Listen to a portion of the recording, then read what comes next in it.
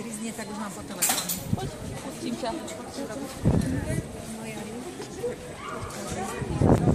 OK, výborne. Tak sa pozrite. Tak my sme sa teraz dostali sem, už sme vlastne na tej masáže. Tak, keď prídeme hore na masážu, to čo tu vidíte, tieto steny, tie sú zrekonštruované.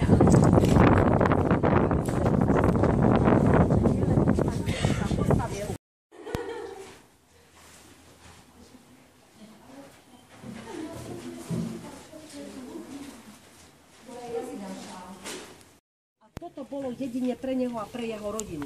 On mal túto tajné schody, ktoré ho tam, kde ho nosili, lebo on bol strašne obezný. Keď čítate knižku Jozefa Flávia, tak podľa toho, jaké mal bolesti, on strašným spôsobom zomieral. Dobre? Takže oni ho museli nosiť k jeho sluhovia. My sme teraz tu. Toto je detská tam, jak som vám hovorila, že to je ten kameňolom.